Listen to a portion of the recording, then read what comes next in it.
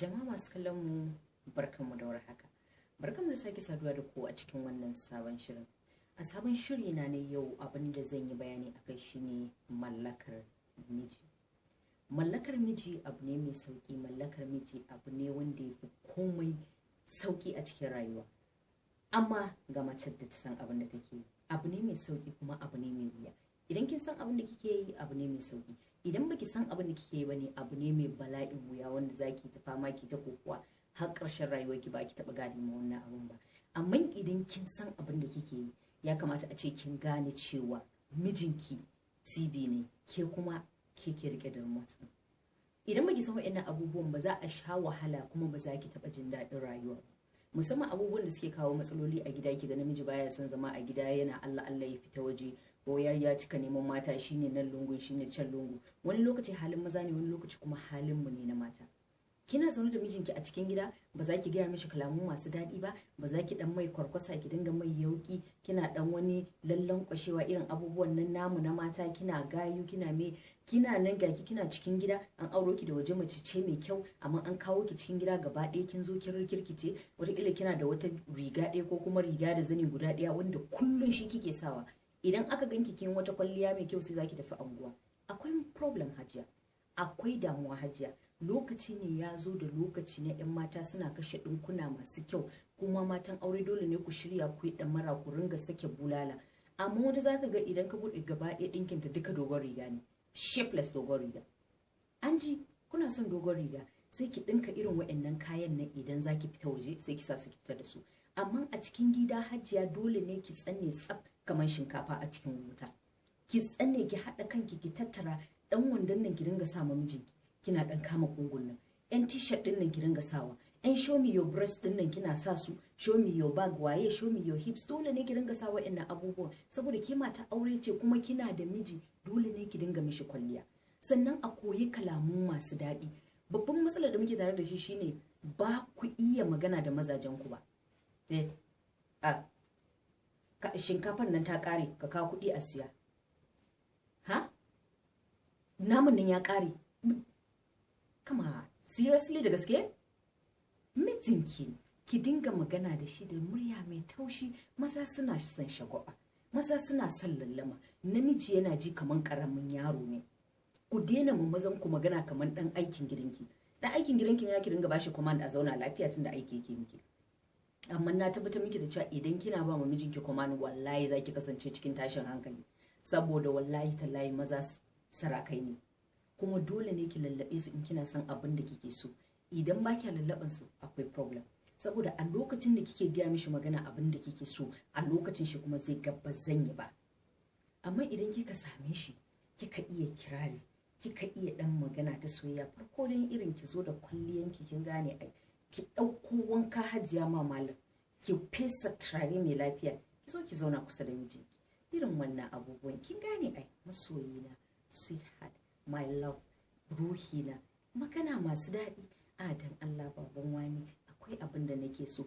Da kin ga za a je action film, ki daka tsalle ki dawo comedy. Ko magana kika gaya mishi, irin kika ga cewa ran shi zai ɓaci, ya fara cewa ni ba na ce ba za yi kaza, sai ce habba ya haƙuri mai. Haba nawa, haba baban wance, nawa ne, baka me ki dinga ma mijinki kirari saboda ki kumbura mishi kai, ya san cewa wannan matata ce, tana so na kuma ba ta son bacin raina. Amma sai ku zauna a cikin gida ku ɗauki kafa ɗaya ku ɗora akan ɗaya.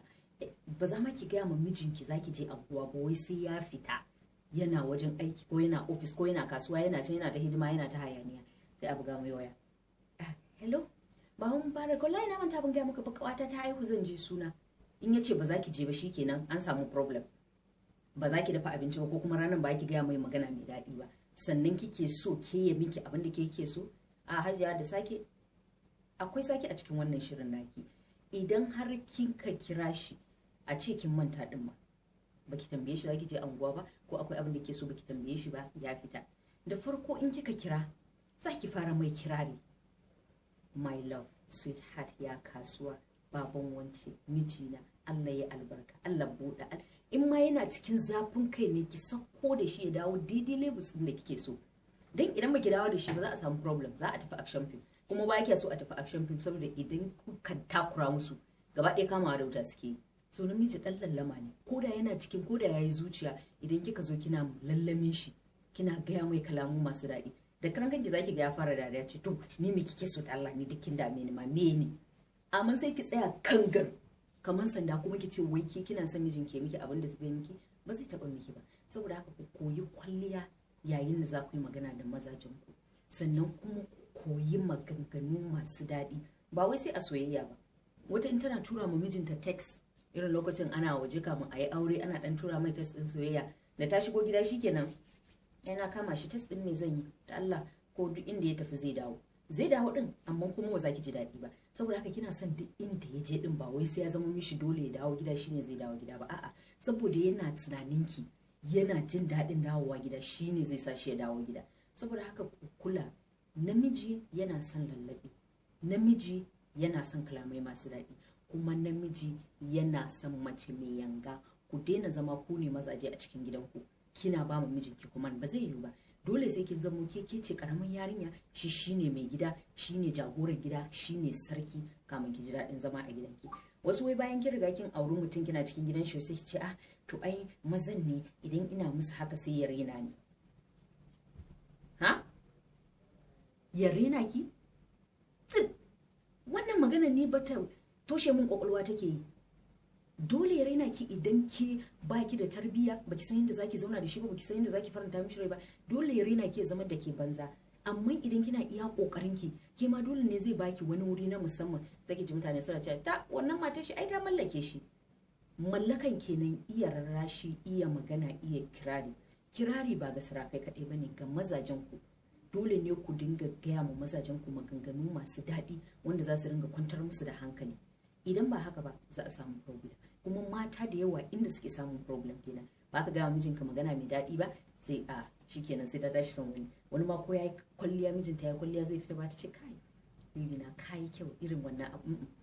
Duk lokacin da ta fara ce mishi kai wallahi kayan nan sun maka kyau, ya san akwai abin da take so.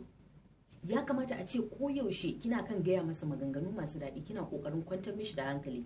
Idan ya dawo daga ofis ya zo ya ganki kanshi na tashi, kin sha kwalliya, kin samu kayanki masu lafiya kin sa, ba wai ya je ofis ya je a bata mishi rai ko yana kasuwa rana ta duke shi ya dawo cikin hayaniya ya zo ya ganki ke ma ga kinin kin zama wata jagul, wata tarkace da ke. Idan kina so ki mallaki mijinki, ki kasance mace mai iya kwalliya, ki kasance mace da ta iya magana. Idan har mijinki TV ne kuma kika rike remote a hannunki, hajiya kin san inda action film yake, kin san inda comedy yake. Da lokacin da kika ga kin faɗi wani magana kuna hira ya fara zazzare ido, ran shi zai ɓaci, kika ga ya fara, sai ki daka tsalle ki koma baya, sai a zauna lafiya. Amma a lokacin da mutum zai faɗa namiji ya ce shi baya son wannan abin, ke kuma ki ce wai lalle shi kike so, ya za a zauna lafiya? Kuna bani mamaki. Mu 'ya'yan zamani ne, akwai dama da yawa na wanda ya kamata mu bi mu faranta wa mazajen mu rai, amma ba mu yi. Saboda haka da Allah a taimaka wurin kwantar ma maza da hankali, domin idan ba a kwantar musu da hankali kuma hankalin ku ba zai kwanta ba. Kuma muna iya bakin kokarin mu ga mun ba ku shawarwari masu kyau. Jama'a masu kallon mu, a huta lafiya sai kuma gobe da Allah mai kowa mai komai ya kai mu.